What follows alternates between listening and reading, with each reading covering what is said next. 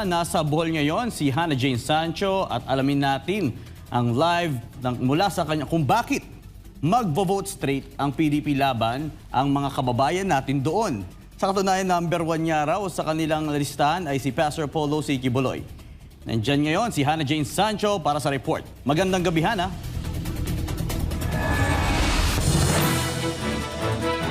Magandang gabi sa iyo, Franco, mula dito sa mainit na pagtanggap ng mga taga-Bohol sa ating pinakamahal na pastor kay Pastor Apollo C. Kibuloy at syempre sa PDP slate ay talaga naman na bumaha dito sa San Roque Gym, dito sa Mabini, Bohol. Kaya naman hapon hanggang sa gabi ay hindi nawalan ng tao dahil talagang pinakinggan nila ang lahat ng mga nagsalita from the local officials hanggang sa tagapagsalita ni Pastor Apollo C. Kibuloy. At hindi lang yan, alam mo ba, sabi ng ating mga kababayan dito na sa bawat sigaw ng Duterte, alam mo ba ano pahiwating ito? Isang malinaw din itong pahiwating na sawang-sawa na sila sa estado ng ating bayan sa kasalukuyan. Ito ang binigyang diin ni Jerry Carlos, apo sa tuhod ni Pangulong Carlos P. Garcia na tubong Bohol. Nung dumating yung impeachment, doon talaga natin na-realize na lalo na sumisigaw na yung mga tao.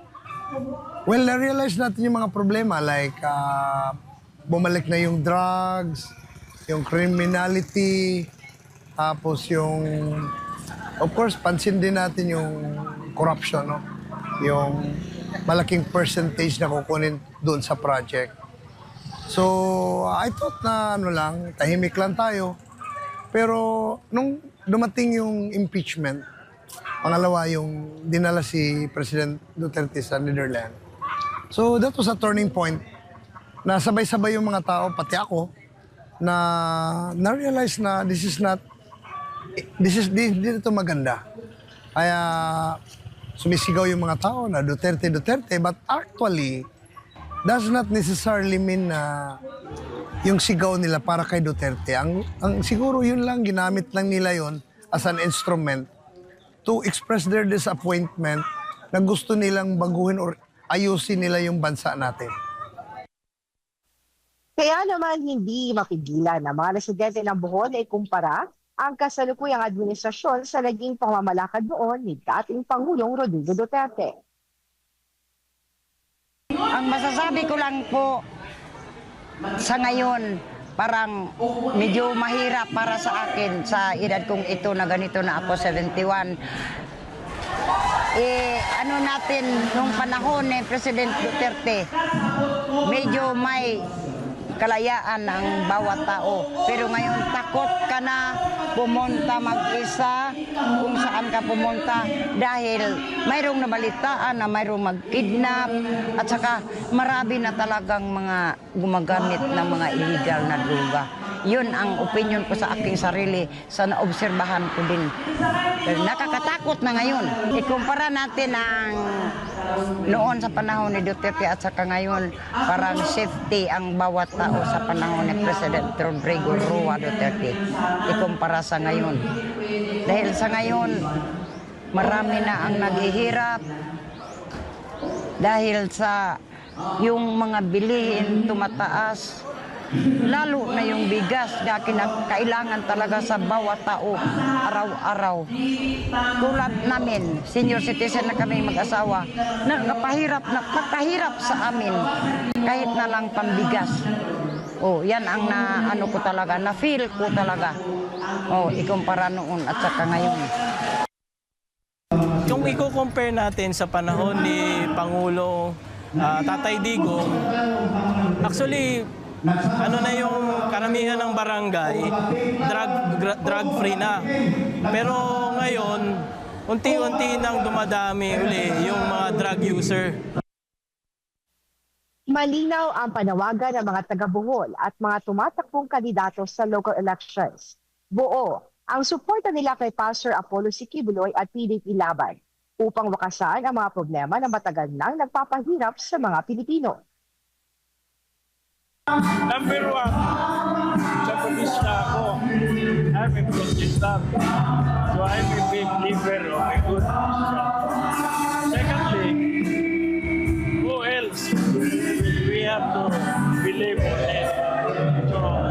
lumapit sa Panginoon rather than politician.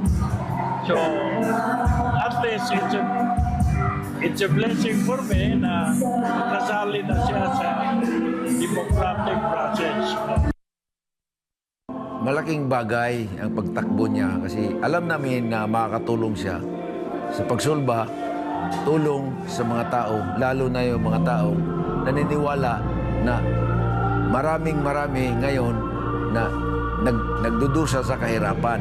At alam ko, ang paniniwala din namin dahil si Pastor Kibuloy ay malapit siya sa Panginoon, sigurado kami na kung hindi man totally maibsan ang kahirapan ng mga tao at mamamayan,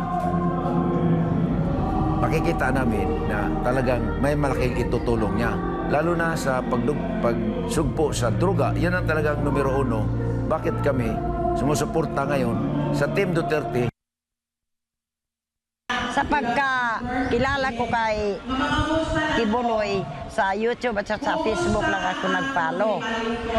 Eh, di ba pinahuli yan sa ngayon na nakaupo ngayon? Yan na. Sa awa ng Diyos, ang katotohanan lalabas talaga na absuelto siya. O ngayon, malaya siyang tatakbo ng senador dahil marami ang nagmamahal sa kanya. Kasi nakita ko yung mga plataforma niya kanina doon sa pinalabas na may malasakit siya lalo na sa tulad naming mga mahihirap. Ang unang-una sa lahat, dapat malaman ng mga tao na ang situation natin ngayon is hindi na talaga safe. Kaya kailangan tayong hindi na magpapabudol.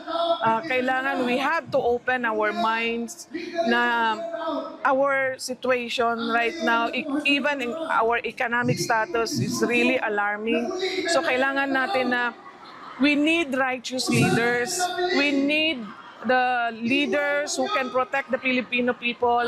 And right now, the best choice are the PDP candidates from these 10 candidates. We really need them. And they are the ones who can protect the Filipino people and who can restore peace and order in our country.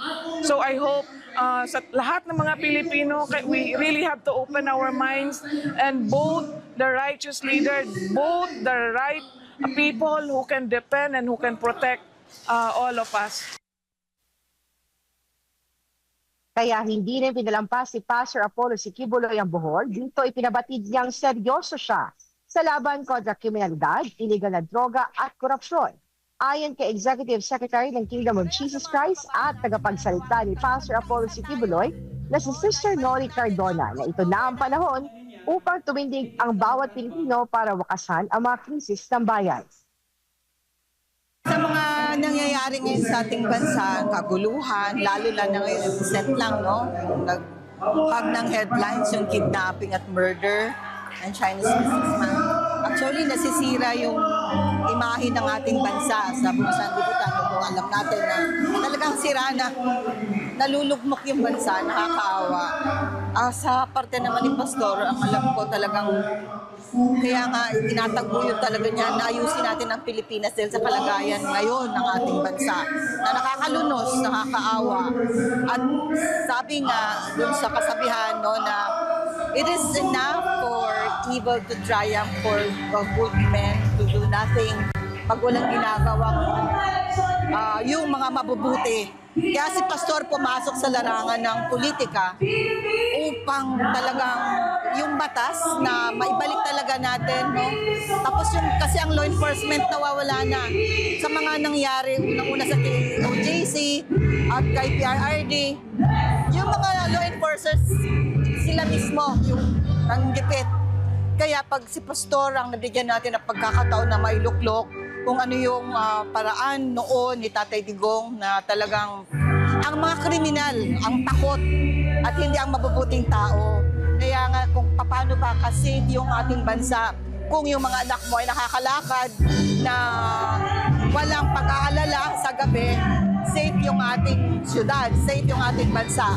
Pero ngayon, hindi na natin nararamdaman nun. Hindi natin alam kung kailan tayo ligtas sa ating sariling pamamahay. Hindi hindi natin alam kung ano ang mangyayari sa labas. Kasi unang-una, yung sa kaganapan nga ngayon, ang enforcers gusto wala tayong maasahan. Salita ni Pastor Apollo Siquibuloy sa mga botante ngayong nalalapit na halalan. Kaya sa mga kababayan natin, nananawagan kami, magkaisa tayo, no, na ibalik natin ang good governance, mabuting pamamahala, at talagang kamay na bakal at hustisya.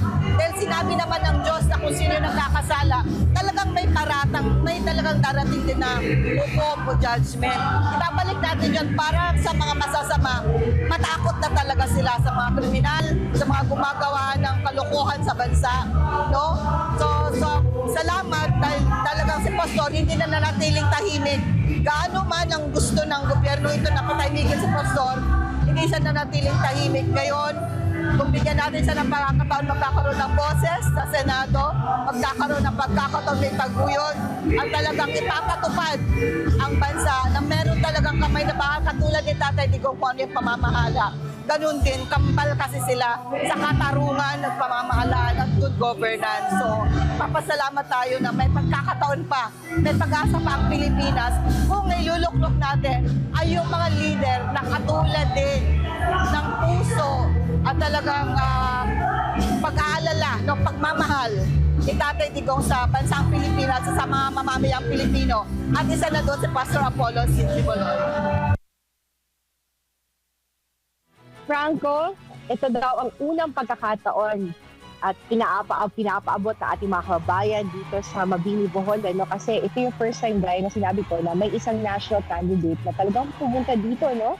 Dinala ang kanyang plataforma at ang kanyang buong slate kasi kasama niya dito yung PDP Laban at personal na pinumusta yung mga kababayan natin. Kaya na-appreciate talaga ng mga taga-Bohol na dito nagsagawa ng isang rally na si Pastor Apollo Siquibuloy at natutuwa din ang ating mga kababayan dito na sana at umaasa sila na isang araw ay personal ding makarating si Pastor Apollo Siquibuloy at makamusta din at makadaupang palad nila ng personal si Pastor Apollo Siquibuloy. Kaya dito nakita natin na kahit wala physically si Pastor pero nakita nila sa mga videos na napanood nila at nakumbinsi sila na dapat iboto si Pastor Apollo Siquibuloy ngayong nalalapit na halalan.